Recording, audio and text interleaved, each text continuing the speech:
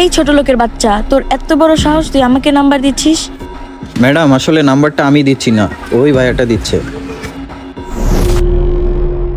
Wow, এত cute.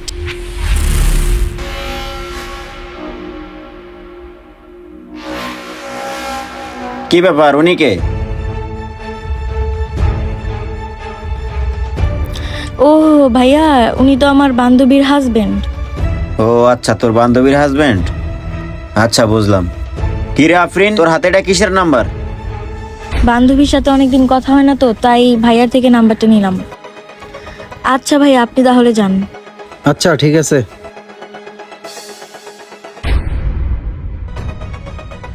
ঠিক আছে আফরিন, তুই তাহলে বাসায় যা, আমার অফিস থেকে জরুরি একটা কল আসছে, আমার একটু যেতে হবে।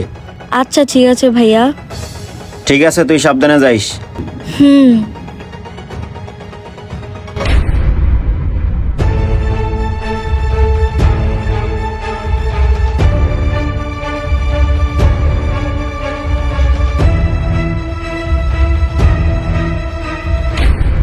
কি ব্যাপার, আপনি আমাকে নাম্বার দিয়েছেন কেন? আরে নাম্বার দিছি কেন তুমি বুঝো না? কিন্তু আপনি এভাবে নাম্বার দিয়েছেন কেন? সরাসরি প্রপোজ করলেই তো পারতেন। আসলে আমি বাইরে থাকি তো, তাই সবার থেকে আলাদা আর একটু ডিফারেন্ট ভাবে কাজ করতেই পছন্দ করি। ও আচ্ছা। তাই একটু সবার থেকে আলাদাই প্রপোজ করলাম। ও আচ্ছা, বুঝতে পারছি। এখন তুমিই বলো, তাতে কি কোনো দোষের কিছু আছে? No, I like it. আমার এটা পছন্দ হয়েছে। তাছাড়া আপনার বাইকটি আমার খুব পছন্দ হয়েছে, আর আপনিও অনেক হ্যান্ডসাম।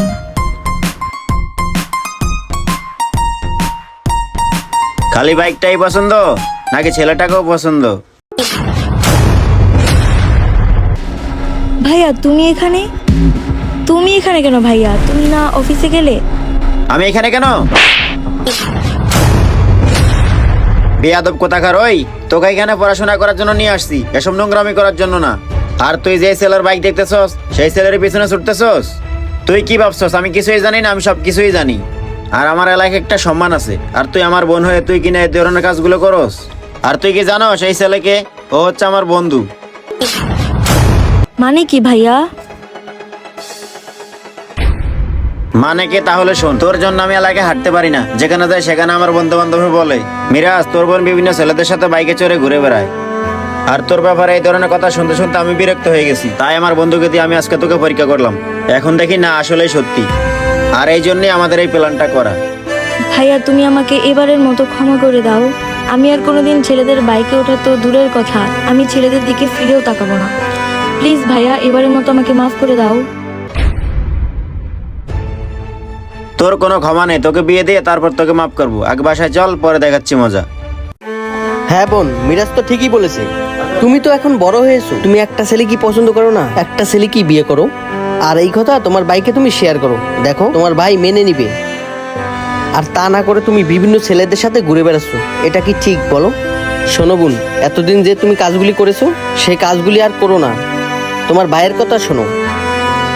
মিরাজ, ও যেহেতু ওর ভুলটা বুঝতে পেরেছে, ওকে মাফ করে দেওয়া উচিত। আর বাসায় গিয়ে ওকে কিছু বলিস না, ওকে একটা সুযোগ দিয়ে দেখ। ঠিক আছে বন্ধু, তাহলে তুই যা, আমি ওকে নিয়ে বাসায় যেতেছি। ওই চল। আপনার বোনের উপরে নজর রাখুন। আপনার বোন আপনার অজান্তে এই ধরনের কাজ করে কিনা সেটা ভাই হিসেবে দেখার দায়িত্ব আপনারই। আর এই ধরনের অন্যায় কাজ থেকে আপনার বোনকে ফিরানোর দায়িত্বটাও আপনার। ভিডিওটি ভালো লাগলে অবশ্যই শেয়ার করে দিবেন। যে কোনো নতুন ভিডিওর জন্য আমাদের পেজটি ফলো দিয়ে আমাদের সাথে থাকবেন। ধন্যবাদ সবাইকে। আসসালামু আলাইকুম।